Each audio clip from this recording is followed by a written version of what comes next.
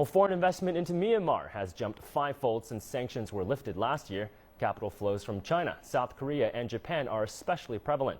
And many of the world's biggest firms are heading back to Myanmar, and our Rowie Ruttenberg tells you which ones. This is the Myanmar Golden Star factory. It used to be the local producer of Pepsi products until international sanctions led the beverage giant to pull out in 1997.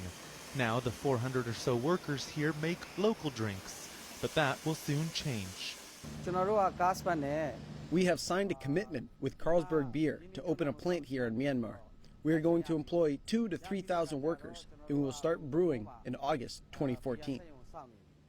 In early June, Pepsi's rival Coca-Cola opened its plant nearby, the first American firm to restart production in Myanmar since the country embarked on a series of reforms back in 2011.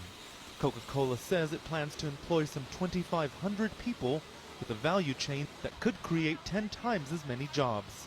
Other big names like American automaker Ford and Anglo-Dutch goods maker Unilever are scheduled to follow suit. But the biggest investment so far is coming from Japan.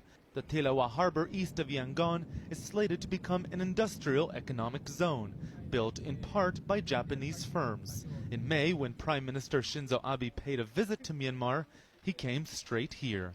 Uwin Ang chairs a joint Myanmar-Japanese partnership overseeing the zone. I'm initiating this from the very first place, and this is, in fact, like a baby for us, and which is also will contribute great benefit for our people. That is why I'm excited. Some companies are still hesitant. In November, the parliament passed a foreign investment law that the government has yet to put into effect. That's left some questioning the government's commitment. Meanwhile, others are waiting to see what will happen in the elections due in 2015. But those who do come to produce here stand a lot to gain. The labor force is young and relatively cheap, and those who will come to sell will find a country of 60 million consumers that's been largely untapped. But succeeding in either is hardly a guarantee. Rowie Ruttenberg, CCTV, Yangon.